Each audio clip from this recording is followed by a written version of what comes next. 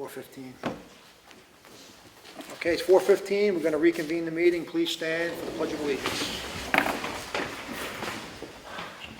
I pledge allegiance to the flag of the United States of America and to the republic for which it stands, one nation, under God, indivisible, with liberty and justice for all. Amen. Okay, first up on the agenda is the New Hampshire DOT presentation for the Route 16 project. Thank you. Well, thanks for having us. Appreciate it. Thanks, Matt, for getting us on the agenda. Can you say your name, please, sir? Yep, my name's Toby Reynolds. I'm project manager at New Hampshire DOT. Thank you. Thanks for having your selectmen meeting so early. You know, I should be able to be home for supper most of the time. They're 6:30, 7 o'clock, so they end up being a little late, so thanks for that. So the project that we're here to talk about, or to just give some information on really, is a project on Route 16 in Ossipee, which I'm going to refer to the plan here, if that's okay. Is that okay with the camera? Does that work okay? Sure. So the overall project length is 2.2 miles, and it begins on this end of the plan going south to north, with this being the end of the project that just finished. So Polly's Crossing is right in this area, and then 2.2 miles down to just shy of Route 16B, which goes right out here. A few milestones on the plan here. Thistle Road is here, the Scenic Outlook here, the welding shop, Mount Shaw Road here with the current truck climbing passing lane, Northern Tire, and this White Mountain Survey, and then the end of the project. So it's kind of, for reference, the colors on the plan, basically the yellow is the traveled way between the white lines, and the brown would be paved shoulder outside the white lines, and red being existing houses, green being, the woods, and then the light green being, the limits of our slope work that we're planning. And I apologize, it's really hard to see this plan because the project is so long, we couldn't really get it, to be a really big size. I will leave this plan with the town, if you'd like. Sure. That way people can peruse it whenever, they want, and so that'll work for us too. We won't have to roll it up when I'm trying to get out of here. So the intent of the project overall is really to improve the riding surface of the highway. So right now, you drive out there, you get the bump every 100 feet. There's a longitudinal crack just inside the white lines on both sides of the road, and that becomes a long-term maintenance issue for maintenance folks. They have to go out and patch potholes eventually. Then we'll overlay it, and what we like to get for life out of an overlay is 10 plus years. In this section here, we're not getting that before we're going out there and patching potholes, etc. It becomes much more difficult to plow. We have to put more salt on the road. So the principal purpose of this project is to improve the riding surface. The other thing we want to accomplish with the project is the section has variable width shoulders. There's some shoulder widths out there that are wide, say 10 feet, and there's some that are non-existent. And so with the removal of the concrete slab that's under the road, we also want to formalize, what I'll call formalize the shoulders, or make them consistent. So the typical that we would like to end up with here is a 12-foot lane in each direction, which is what is out there today, and then a 5-foot shoulder in each direction, 5-foot paved shoulder. A 5-foot paved shoulder is very similar to what was constructed just recently. So in front of Harley Jack's, thank you, Elizabeth, for giving me the name of the restaurant.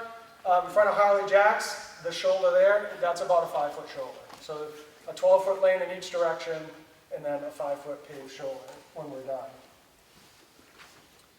The concrete slab in this area is about 100 years old. It was installed in the 30s, which means all of the drainage, all the cross pipes under that concrete slab is also of similar age.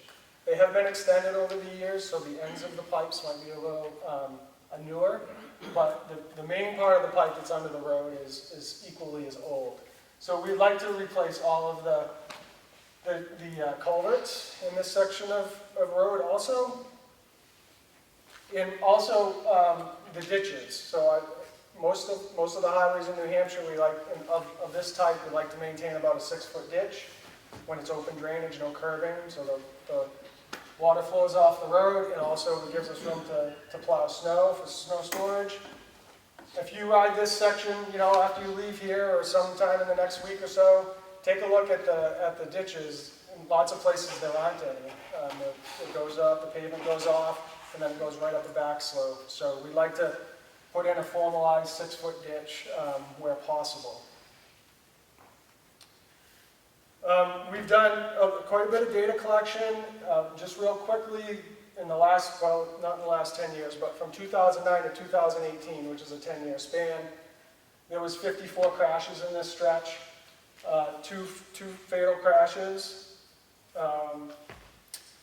18 of the crashes, or 33%, are run-off-the-road crashes, which were a single vehicle. 22 of the crashes are multi-vehicle crashes, with 12 of those crashes happening in the truck climbing lane area. And just for reference, the truck climbing lane is from about here, the Van Dyke family property, to down by Ossipee Lake Marina storage area. So this section here, near Mount Shaw Road, in here.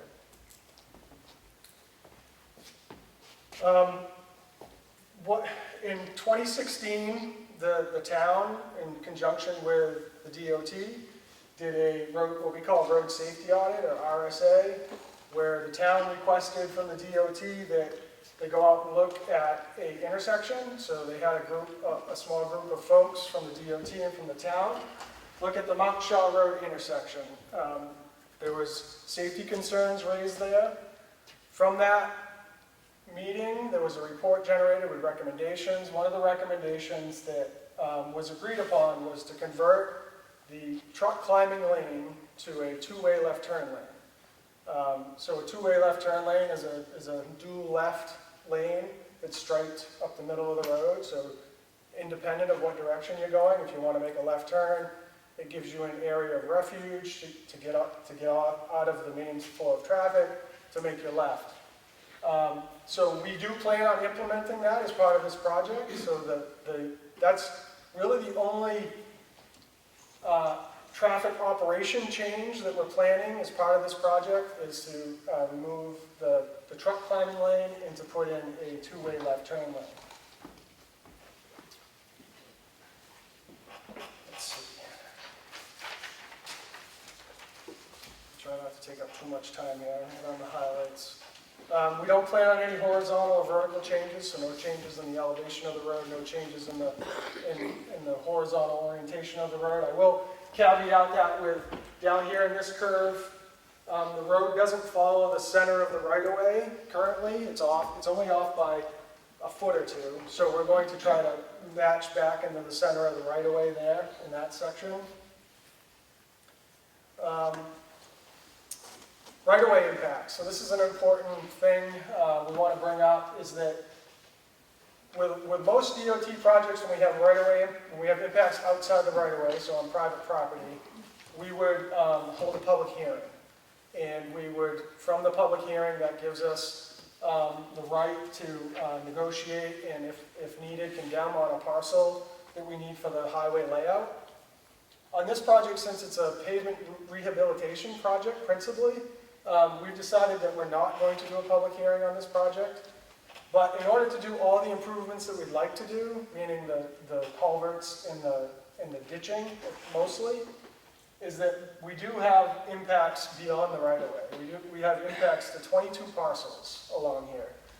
They're mostly drainage easements, so that we can replace the culvert and maintain the outlet and the inlet of the culvert in the future.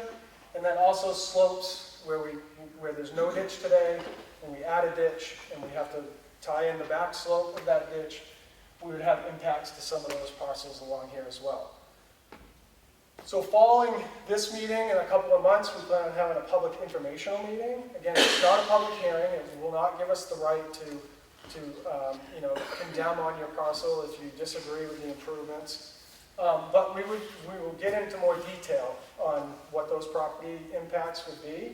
And again, all the property owners would get a letter, and at that meeting, you'd have more of an opportunity to, really, we can hone in on your parcel, and you can give us, the concerns with the impacts, and whether or not you're kind of in favor of those things or not.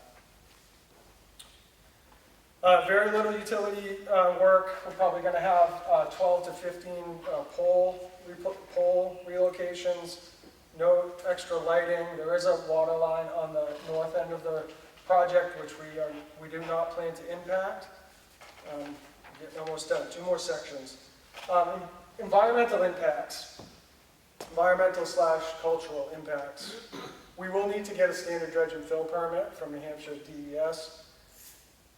We did a historic review of all of the parcels along this corridor. There were 5 properties that were identified that needed further investigation. And then from that, just recently, the State Historic Office Preservation recommended that one parcel, or made a determination that one parcel is actually eligible for the National Register, being 2 Thistle Road, located here. So currently we're assessing the impacts that we have to that parcel, which are somewhat light along this side of Route 16, and we'll have to decide, if we need to do any mitigation as a result of those impacts due to that finding.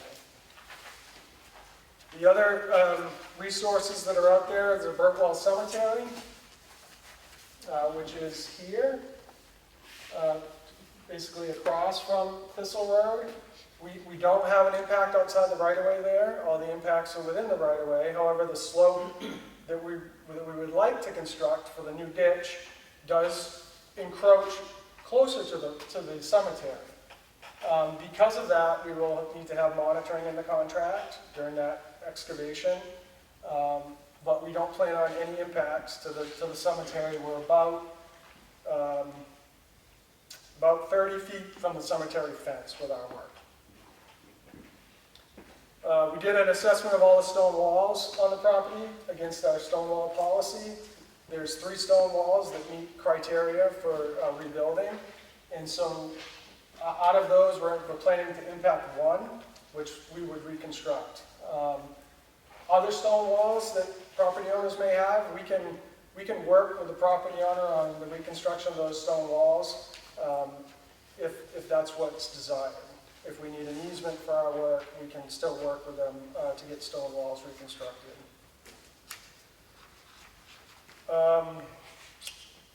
Let's see. So I'm going to get into traffic control here, what our plan is for traffic control. I know that the project that just completed, the traffic backups were excessive. We got a lot of feedback from our construction folks who were out there managing that project, who got a lot of feedback from travelers and from the locals about how bad the traffic was. And so they've told us, and what we're planning to do here is we're going to try to maintain 2-way traffic whenever possible through this section, which will mean we'll need to construct some temporary widenings to do that. All the temporary widenings that we're planning are inside the right-of-way, but this will allow a longer period for the contractor to do work during the summer while maintaining 2 lanes of traffic. So it'll be slower, so it is anticipated there will be some backups, but the backups should be less than what was experienced on the previous project. The previous project, when they were out there, they were doing 1 lane, alternating traffic. In each one, one lane goes at a time. In this section, we're going to try to maintain 2 lanes as much as possible. If there's an operation that requires 1 lane of traffic, like a drainage crossing or something like that, we're going to consider night work as a possibility through here, because there are pretty long sections through here with no houses that are close to the road, so that's a possibility. Or we do it outside of the peak times, meaning, outside of October 1st or before June 15th.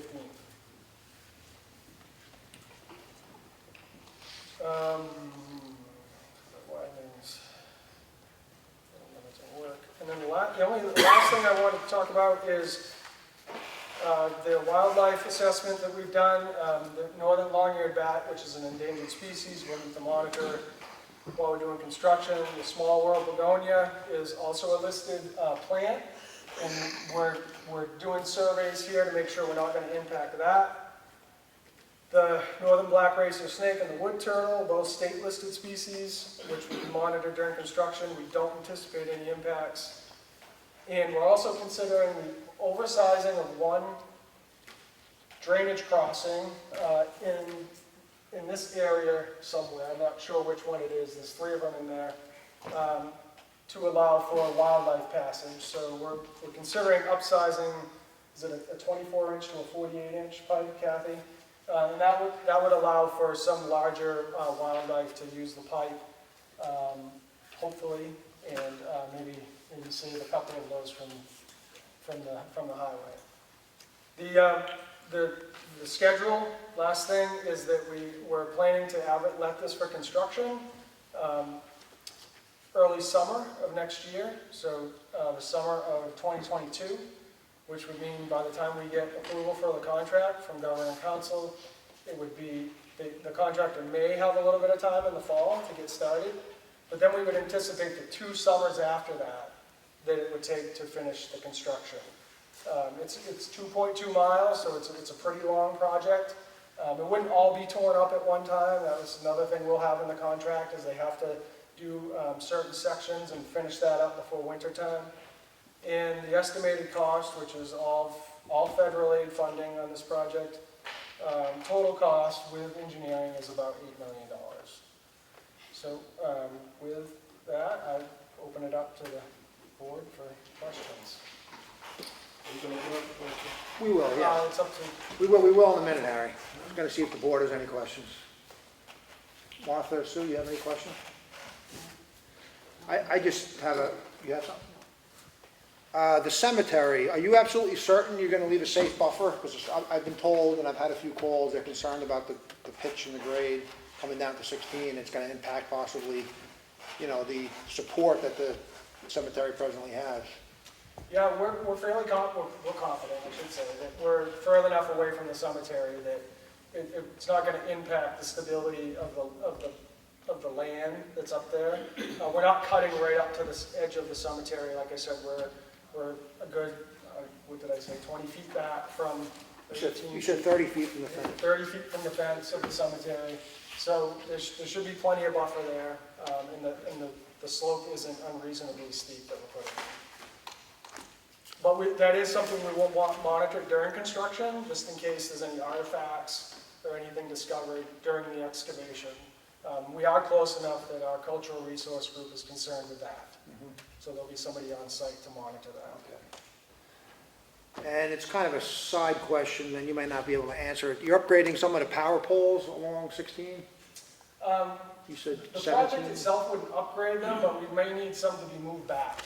Okay. So if the power pole ends up being in the middle of a new ditch, then we need to move that power pole back out of the ditch. Because in the lower section here, they upgraded the poles, and it looks like the 3-phase power above. I was just wondering if they're going to carry that all the way. Yeah, that would be up to the power company if Right. we wanted to do it in conjunction with the other moves. Okay. Good question. And before, just real quick, Yeah. I forgot to introduce the team that came with me. These two are doing most of the design work. Kathy Corliss and Abe DeMayo. And they may help me answer questions, I guess. Sorry about that, guys. Can I just ask another question too? I mean, I sat in that traffic many a days on 16. Is there going to be a point of contact if it is that bad to be able to remedy or change what's happening at that moment? There'll be a point of contact to give information to, but to remedy the problem, that's more difficult once we're in construction. That's something we want to try to work into the planning. And the reason for the temporary widenings is that's one way we're going to try to mitigate the major backups that we experienced on on the previous project. So I wouldn't want to say we couldn't remedy it if something happens, but it's unusual that we go through a large expense once the contract is in construction. Okay. Yeah. Thank you. Okay, anything else from the board? No? Okay, I'm gonna open it up for public questions, just state your name and... Yeah, Harry Merrill, and I don't really have a question, I just have a comment. My house is about, where the welding shop is, come down here and see those other red marks. Okay. Been there about 35 years, I haven't, but the house has. And my leach field comes right out to the stone wall, so you want to be very careful, unless you want to tell me the leach field, which is okay. Okay. What was your name again? I'm sorry. Merrill, M-E-R-R-O, Okay. Harry? Thank you. Go ahead, Sir. state your name, sir. It's Robert Gillette. We found posted on the NHDOT website minutes from a meeting, undated minutes from apparently last year or early this year, involving a T. Reynolds and a David Truby, which said that project impacts are proposed to end 5 to 6 feet from the cemetery, Britwell Cemetery. Now you're saying it's going to be 30 feet, which actually would be the end of the slope as it comes up. It flattens out there, and there's about 25 to 30 feet before you reach the cemetery. So the current plan then is to end any project impact as the slope itself ends, not to excavate up close to the cemetery. Is that right? Can you help me with that? Well, the slope, because the right-of-way doesn't end right at the top of that slope grade, so it ends a little bit farther back, and the slope that we're proposing to construct would parallel the existing slope and shift over a little bit. So it would come up to approximately the right-of-way line, but we'd still have quite a bit of room between the right-of-way and the cemetery fence. So there will be no excavation to within 5 or 6 feet of the edge of the cemetery. Is that No, right? No. Good. Now, in order to change the slope, you have to remove the trees that are currently stabilizing the slope. How do you stabilize the slope when the trees are gone? We can do that. So ideally, we would construct a 2-to-1, two horizontal to 1 vertical back slope. And that we do that routinely in our highway projects. And that's a pretty stable slope, depending on the soils that are there. If we go steeper than that, then lots of times we need to add stone to the face of the slope, which isn't always the best aesthetically, and it can become somewhat of a maintenance headache with trees growing up into it and things. So we like to have a 2-to-1 back slope, and that will ensure that it will be stable. Go ahead, state your name. Lynn Parker. My question is on the timing of the construction for the weekends. Are you planning to continue work Saturday and Sunday? Unlikely. Most DOT projects we don't work on the weekend. We do allow it, particularly Saturday, unless the traffic that surrounds the project shouldn't warrant it. So in this case, and we haven't gotten this deep into the project documents, but my guess is during the summertime, or from June to end of Friday, September. Saturday, and Sunday is Right. very heavy. It likely would be limited, so we'd have to look at the numbers, but likely noontime on Friday on through Monday morning, there likely That won't would be be- any work. That's That would be helpful. I realize that would extend your project timeline, but I believe it would be helpful. That's a great point. Yep, thank you. Any other questions? State your name, please. Ash Fishman, I'm a property owner along 16 here. How soon will you have specifics to drainage around property owners on this? We're just about there now. We're getting really close to finalizing our drainage design. Certainly by the next meeting that I mentioned, the public informational meeting we plan to have in a couple of months, we'll know exactly what the impacts are. If you want to give me a call or whatever, I can discuss it with you probably now to let you know, if there's anything significant on your parcel. Sure. Well, I'll just say it. So I own 1230 Route 16, Hodgson Farm. And on the northwest corner of that property is a drainage berm that holds about 2.5 feet of water in the spring. And I'm in hopes that that disappears. Okay. We'll talk. All right, thank you. Any other questions from the public? Elizabeth Gillette.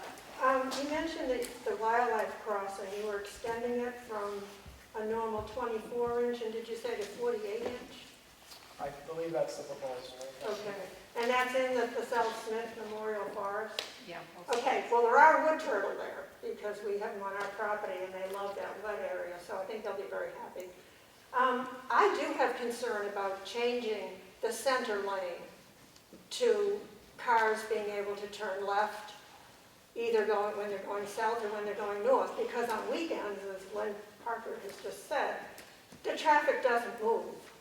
And there'll be 2 lanes of traffic going north on Fridays and Saturdays, because people will think, oh boy, I can pass the slower traffic, and you'll have 2 stopped lanes because the traffic is so slow. And it'll be the reverse on Sunday when people are going home during the summer.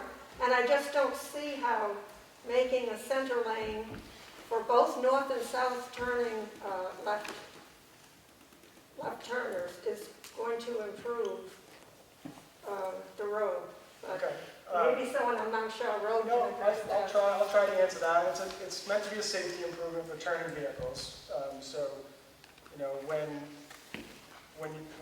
traffic is not super heavy and you know, the cars are going 50 to 60 miles an hour through there, if you need to make a left turn, it gets you out of the flow of that traffic. So somebody's not coming up behind you at speed while you're stopped to make a left. So that's the safety improvement behind that change.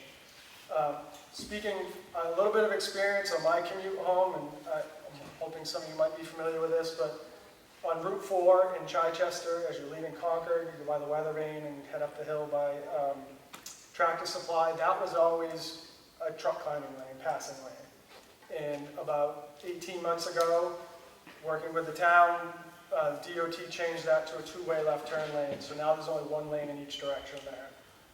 I travel that daily.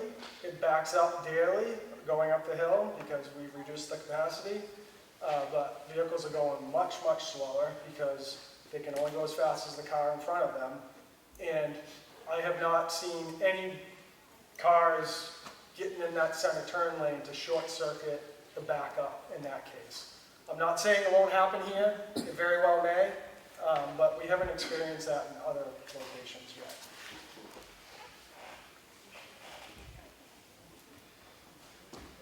Any other questions from the public? No further questions. I just have 2 quick questions. You cited 54 crashes occurred over that 10-year period. How many were rear-end crashes because of that situation you just talked about? Do you know? Just curious. All I have for detail, and our crash records are getting better, but the ones we have are not great. I know that 22 of them are in, 12 of them are in the truck climbing lane area with another motor vehicle, and all I know is they're either intersection, rear end, or side swipe related. I don't know the breakdown. I apologize. Okay. And where is the public info meeting going to be located? Good question. We don't know yet. We haven't scheduled it yet. We're actually hoping, you know, a venue like this would be perfect for it. So, you know, I can get in touch with Matt and maybe work something out on a night that works, you know, for the town. Sounds good. We'd like to have it set somewhat near the project if possible, so this would work out perfect. Any other questions from the board? Anything more from the public? Go ahead, Ms. Gillette. Elizabeth Gillette again. You mentioned in detail the slope that you envision for the Burtwell Cemetery. Can we envision the same kind of slope going through the forested area? Will it look the same, or because a number of slopes also are being held up by trees.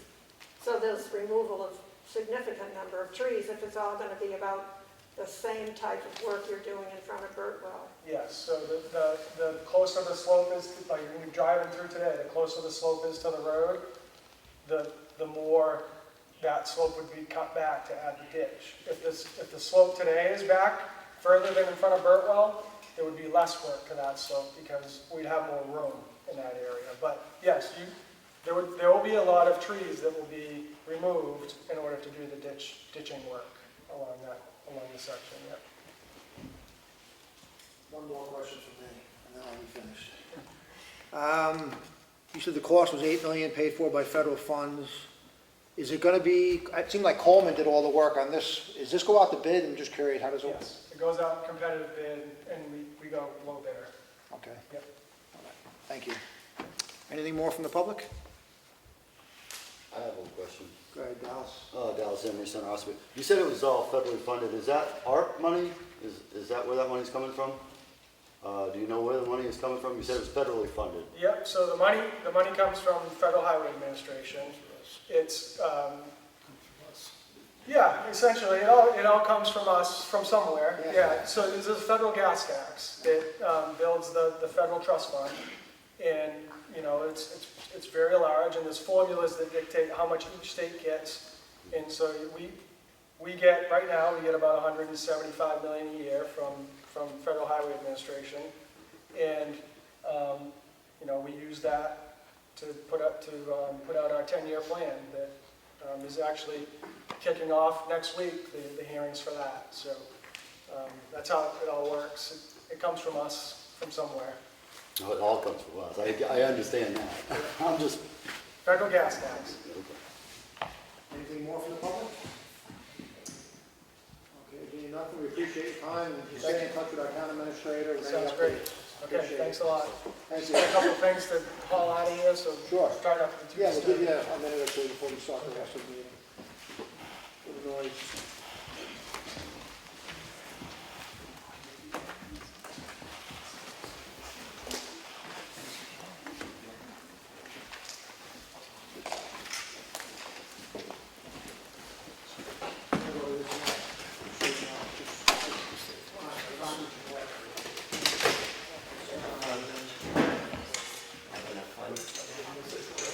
I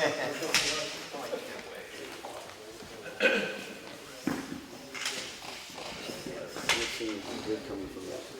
I don't see anything good coming from that. It's just spinning. I don't see action.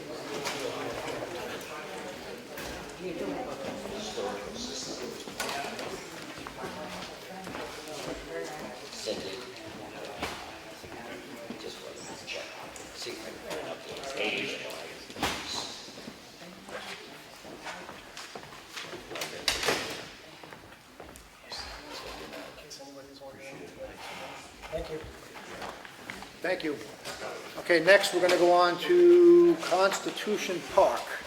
That's you. So my name's Amanda Bruce, and the last time I was before you all was to ask for Ossipee to join the Mount Washington Valley Age-Friendly Community. And we promised you that it was not going to cost the town any money. So I'm here with some good news. As a result of being a part of the Age-Friendly Community, I serve on the outdoor spaces. And I was on several webinars this summer talking about outdoor spaces and how to make them more age-friendly. And I found our map of Constitution Park, and Bob and I, my husband and I, are in the park a lot, walking the trails. And the communities throughout the country were very, very envious of Constitution Park and what we have already here in the town. So in diving in a little bit to the map and to the trails, realized that the map had not really been updated for 25 years. A lot of the trail signs are down. Some should come down. And so there's a small group of us that have gotten together and have offered to do a cleanup day, help the trail. There's a little bit of overgrowth in the trails. Do some signs and redo the map and have a kiosk built. I went before the Conservation Commission last week, and the bullet points are on this front page that I gave you. And basically that's, I don't want to take up too much time, but that's what we asked for, was permission to update and correct the signage on 5 existing trails. We completed a 2-mile walk through all the trails in the paths, and we found the below here. We are not going to do any work on Deer Path, which is the boardwalk. That in fact, needs a lot of work. It's it's supposed to be handicap accessible, and it really isn't. So that's going to take a much larger project and some more money. We wanted to get approval on the existing Beaver Trail, which is the one that has the most overgrowth right now, and to update the current map, as well as to have a kiosk built in the general parking area. And Tim Otterbach has offered to do that for us at no cost. The New Hampshire AARP has given us some money to accomplish the other things, to go for the signage, to go for redoing the map, for plexiglass, for any other goods that need to be done. We have the manpower to do it, and we'd love to do it in October before the winter comes so that those trails are more safe for everybody. And the Conservation Commission made a motion and passed to send you all a letter that they approved this, and we're very happy to see it happen, in fact, and we're going to send a letter along. I don't think you've received that yet. I did go before. They also advised me to go to talk to the DES, and I did do that, and we do not need to have a permit to do these things because we're not creating a new trail and we're not going down into the boardwalk. And I have an email from that person in this package as well. And I guess that's about it. I just sort of wanted to give you the good news and let you all know. There's a lot of enthusiasm around this. I've met with Jefferson. I think he's pretty happy about it. I've spoken with the Green Mountain Conservation Center. They would love to collaborate eventually to get back in there and do the nature trails that had been done at one time. Matt Fishbein on the Economic Development Council, they're also interested in this and having a group get together later on to determine some long-range plans in the park. It's great. Got any questions? No. Do you plan on having to form some kind of committee? What are you trying to do going forward? Well, yes, going forward, I would like to form At some point a in the real future. committee. Right. Right now, it's a committee of one and Right, just right. sort of touching out. Okay. I think the Economic Development Council, hopefully, we can get a meeting going, and the committee would be formed from there to move forward. Right, so you can set up a bank account to manage the funds and... Yes, right now, we're not a nonprofit. I mean, that is the long-range goal, Right. is to do a Friends of the Recreation at Constitution Park. And that has not happened yet. I want to have a meeting first and make sure that we're all on the same page and we all want the same thing. But that is our goal to get done, for sure. Okay, we do have the paperwork from the Conservation Commission, the letter of support, so I make a motion, at least I have it. Did you guys didn't get a copy of this? Yes. Anyway, we have the copy. Okay. I'm going to make a motion that the board supports the organization going forward to improve Constitution Park. I'll second that. All those in favor? Aye. Thanks so much. Adam, did you want to? No, I mean, well, since they were, I made it easy for you. Sorry. I asked you. They may, I don't know. Yeah. It's all about me. These are my mailbox. I didn't get it. Edwina, I apologize. They delivered hard copies that I was not aware of. It was directly in my mailbox. Usually it comes in an email to Oh, me. there you go. Okay. Even better, Well, I I'm guess. glad that's great. Thank you. Just they just supported. Glad you came tonight. Okay. Oh, the other thing. So I did want to Oh, you do mention, have it? Okay, good. Tim Otterbach is going to get the plans for you to also look at and approve, so we're not just running amok out there. He was hoping to get them done today, but was unable to, so he may come at another meeting to show the plans for the kiosk. And you said the map, as far as doing the graphics on Photoshop or however that's done, that's something that he's tackling, or the town's going to need to do that? Well, I think we can do that together. He's not doing the map, Okay. okay? So, love to meet with you. I think the grant money, Justin Chafee, Parks and Rec, I think the grant money would help cover the cost. Cover the cost. Yep. But I've been working with the Green, and then actually next week we're going out. I'll walk the trails where they're kind of physically see kind of her plan and stuff, so I'll be in the loop on that. And Yeah, TJ will- I was going to say I'd like to join if Yeah. the schedule permits.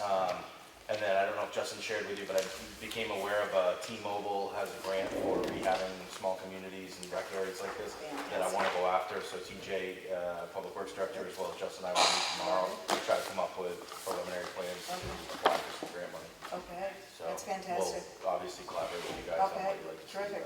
I know it may be outside the walking trails, but at least No, well, we're here it's to all help good. the whole park. Tennis courts need restriping. Yeah. The steps that go down to the soccer field are inadequate. Yes. There's a lot to do. So Yeah, no, we're here to help do the whole park. I just want to get the trails going before winter. that'd be But our plan is to help get this thing cool. going again. I was just, So you plan on going in next week? What day? Do you have a I plan? think we have, what, Thursday set right now? That's 23rd? 23rd, I Yes. think it is. Just let them know, because I may tag along. Yeah. okay. Do you know what, did you guys have a time set? I have a board meeting that day It was as well. now. Yeah, I have it on my phone, hold on, I can tell you just a sec. We have it set at 9, I mean, I don't know how, my schedule's I can make that flexible, work. so. I'm flexible. If you would So, send me an Outlook invite, I'll definitely. okay. And then, There's, if you do look at the maps, there's a place on one of the trails called Hilltop that is a scenic view. It was a while ago too. But there are kids who have been doing fires in there, apparently. So, I mean, we'll see that together, but that's on that day. I think we could use some town help with filling that in, because we need to be sure that that stops. Thank you. Anybody have any questions about the proposed idea from the public? No? Okay. All righty, we're going to move on to trash hauling bids, Matt? yeah, we received 2. Looks like we have the first from North Country Incinerator.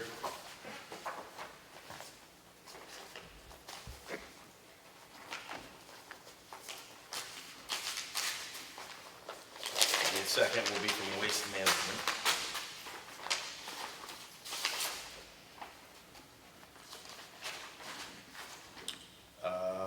So first year would be starting October of '21, single haul, $350, tandem haul, $665, and disposal fee is $61. On the third year, they seem to go up incrementally. 61 from a there. ton, or? $61 disposal fee, so, I don't know, this doesn't mean a ton to me, but TJ's working with them on pricing.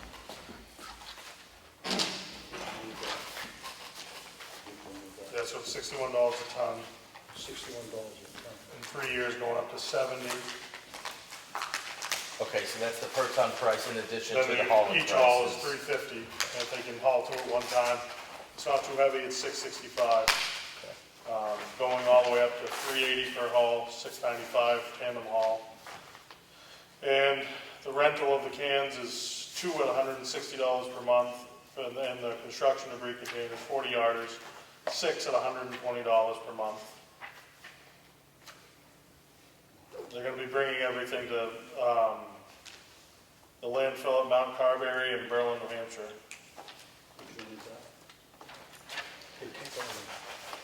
This is waste management, this is huge. A lot of information. Looking for the price on tap for Thank you, Yep. appreciate that, was Oh, helpful. you Pete? Nice to meet you. So, Uh, go ahead with waste management. But there's gonna be a $3, if the price of diesel exceeds $3 per gallon on the North Conway incinerator, there'll be a surcharge, which is normal. Should tab 4P. So there's 76 per ton for MSW, which is your regular trash. Demo's 80 per ton, 365 per haul, 575 per tandem haul. That's the first year, and then $82.99 per ton for MSW, and demo $87.36 per ton, year 3. Going up to $398.59 per single haul, and $627.92 per double haul. $1,800 per month for 40-yard demo cans and 2 42-yard compactor receivers.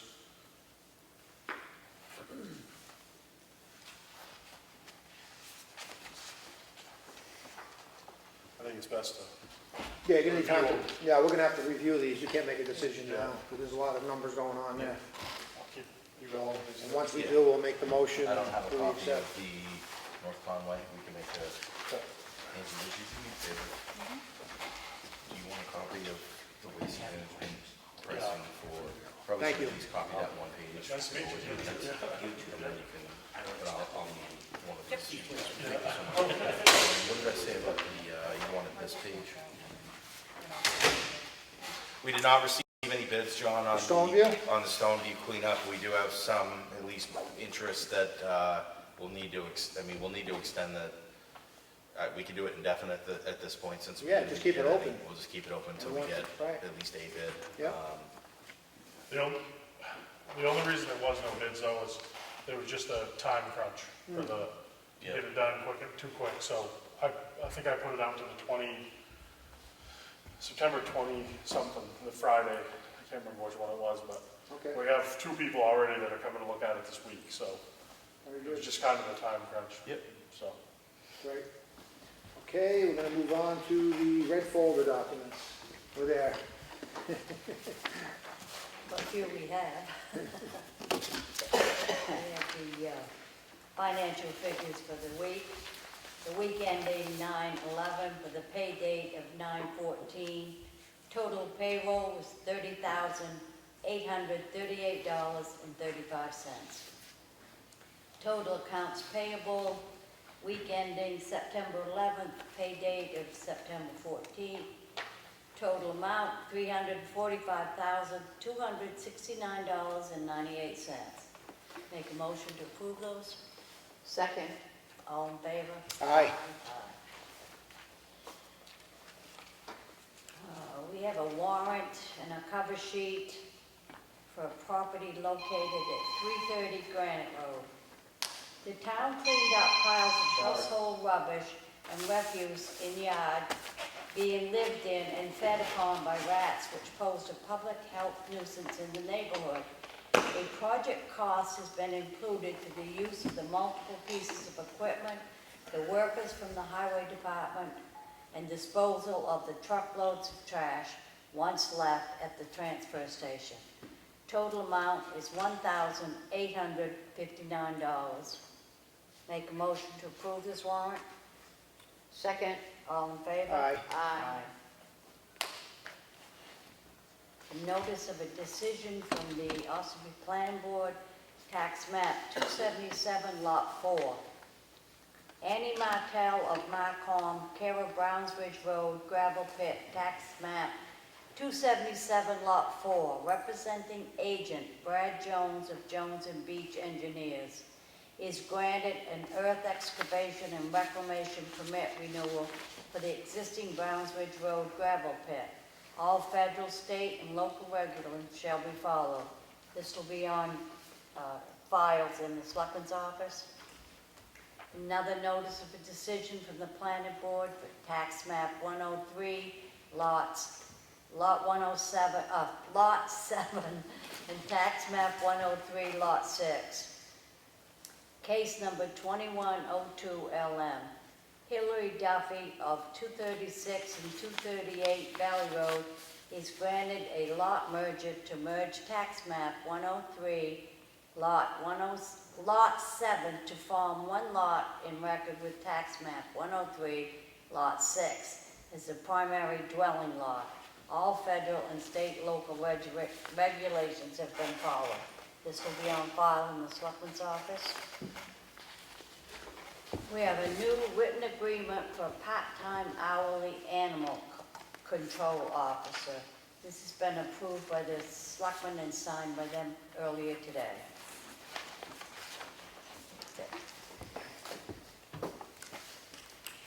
I have the Selectmen's work session minutes for Monday, August 23rd. I make a motion, we approve these minutes. I'll second. All those in favor? Aye. Aye.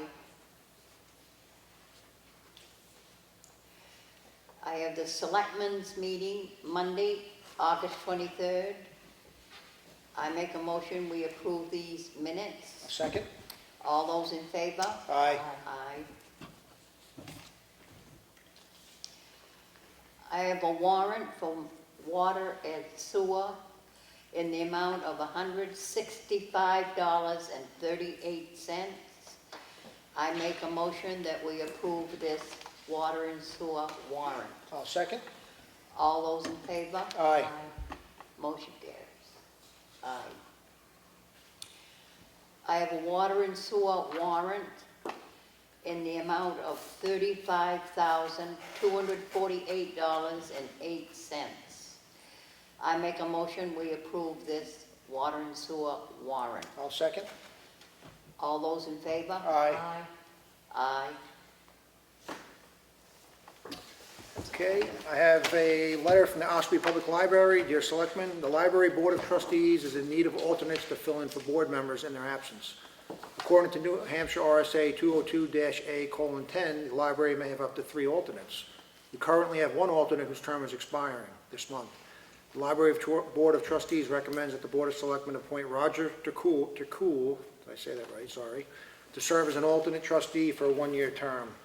Sincerely, Maria Moulton. I make a motion to approve Roger Tercool to the library trustee as alternate. Second. All those in favor? Aye. Can I ask for clarification on when the term ends? Because normally they end when new officers are. 1-year term, so yeah, when's it gonna take effect? So his term expires in September. Okay. So I don't know if that means the end of September. I would say end of September. Right, so then this new term would be from till the end of next September. Most of the appointments are in March, so that's why I was asking. Yep. Okay, and that comes, I need that back. Okay, I have another one from the Ossipee Public Library. Dear Selectmen, the Library Board of Trustees, I'm not gonna read the whole thing again. It's the same thing. They want to appoint Linda Hatfield as an alternate trustee for 1-year term. I make a motion to approve Linda Hatfield. Second. All those in favor? Aye. Same thing, September? Yes. Yes. Thank you. Okay, no problem. I have a letter from the Friends of White Pond to the Board of Selectmen. On behalf of the residents and property owners of the White Pond community, we extend our thanks to you, Sue Simpson, Martha Eldridge, and Jonathan Smith for your respectful deliberation on August 23rd of our request for a formal study of the impact of gravel excavation by Ossipee aggregates adjacent to White Pond. We have received a copy of Matt Sawyer's August 25th letter to the New Hampshire Division of Forests and Lands. We much appreciate his prompt follow-up. It is an excellent letter that we trust will receive a favorable response. We also understand that the town will be willing to follow up with New Hampshire DES to underscore its support for hydrogeological study and request clarification from the department regarding its capacity and willingness to assist with such a study. As you know, we have contacted DES staff hydrologist Andrew Koff regarding this matter. With gratitude for support and collaboration, David Bertrand, Friends of White Pond. So, that's in the file. Okay, any old business? Nothing new? Open to second public input? Anything from the public? Going once, going twice? I just have to say that Levitt Road, Pine Hill Road, the intersection of Chapel Road and Pine Hill Road, and the intersection of Ossipee Mountain Road and Pine Hill Road is going to start construction. It's already started at the intersection of Chapel Road and Pine Hill Road. We changed that intersection around because we've been given a date in the middle of October for paving, which is going to start at the transfer station and all the locations that we're going to pave.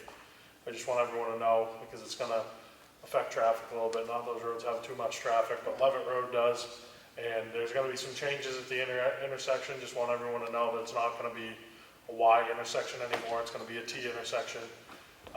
It'll save on paving. It'll save on plowing. I think it'll be better all around. And we are going to replace there's like a flower garden. We're going to put that on the other side with the sign. So no one's going to lose out on that on Chapel Road. But just everyone be cooperative while they're doing it. And they're started already, but they're going to continue. We're going to dig a lot of rocks out of Pine Hill Road, try to get the sub base better, and we're going to grind. Valley Road's going to be ground up in place. That's not going to be paved anymore. It's going to be dirt. Put it back to dirt until we can fix the base and then maybe repave it later. So then we added gravel to it all winter because it was so rough. So this is just a better option, cheaper option. So. Paving the transfer station scale, just so the public knows, is going to be that area around there? Just, yeah, the approach and the exit of the scale is going to be paved. and there's a little piece of the triangle that's gonna be paved just to prevent erosion of water. And there's new signage over there today that just went up this afternoon. It's pretty self-explanatory, stay right for construction debris and demolition debris, keep left for recyclables and household waste and everything else. So it's a lot better, just please stay in the car on the scales, so. Very good, thank you. Okay. Okay, got a question? Yes, while I'm here, did anybody report the Bay Point Road sign went missing? That Bay Point Road sign has been missing. I put a new one up and the next day it was gone, so there's like 4 or 5. It takes me a little bit of time to get the signs. But that Bay Point sign's been stolen 4 times this summer, so. No way. Oh, my goodness. So it takes me a little bit, but there's gonna be a new one going up that I just ordered from a Comeau sign, so it should be here soon. Put a camera up Oh, what's that? there. Put a camera up there. Yeah. Right? That's horrible. Okay, thank you. Okay. Okay, any other questions from the public? Nothing? One more thing, we're going to be meeting bi-weekly going forward. We still come in, we still sign documents, but we're not going to be here again until 2 Mondays from today for the 4/15, but we're still signing documents because every week there's payroll and AP that goes out. But if we need to have a meeting, we will schedule it and come in. And there might be some exceptions during the budget process. Yeah, and there's going to be, once the budget process starts, there's going to, yeah, that's the plan, but it's going to change, it's fluid. So you said in 2 weeks you're gonna have another meeting? Yes, 2 weeks. Unless we have something that is pressing to be on the agenda, then we'll be here to meet as a board. Okay, nothing further. I make a motion to adjourn. Second. All those in favor? Aye. Thank you. 5:14. You probably remember. Huh? You'll probably remember.